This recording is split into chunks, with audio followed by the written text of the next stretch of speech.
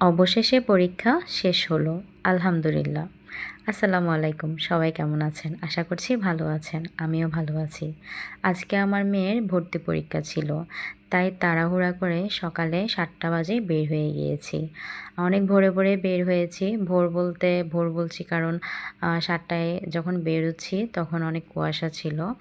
তারপর আমরা অনেক তাড়াহুড়ো করে যাচ্ছিলাম যেহেতু ভর্তি পরীক্ষা। একটু আগেভাগে গিয়ে বসে থাকলেও ভালো। তাই অনেক তাড়াহুড়া করে যাচ্ছিলাম। বের হয়েছি একটু লেট ৭টার পর হয়ে গিয়েছে। অনেক মানুষ, অনেক বাচ্চা পরীক্ষা দিচ্ছে। তো ওখানে অনেক ভিড় হবে, এটা স্বাভাবিক। আমার মেয়ের ভর্তি পরীক্ষা ছিল ক্যান পাবলিকে। এটা হচ্ছে ওদের একটা মানে রুলস বলতে পারেন ক্যান পাবলিকে। ওদের রুলসগুলো আসলে ভালোই লাগে।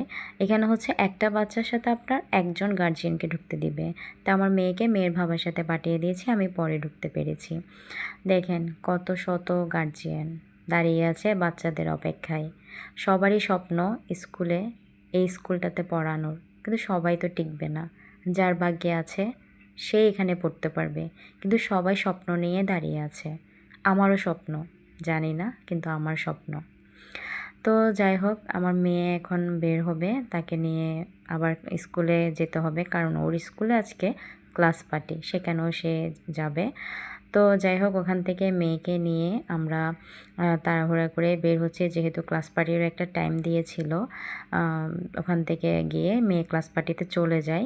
তারপর দেখেন ক্লাস পার্টিতে তাকে কি খাবার দাবার দিয়েছে সেগুলো আমাকে এনে দেখাচ্ছে। তো ভাবলাম আপনাদের সাথে যেহেতু শেয়ার করছি, এটাও একটু শেয়ার করি।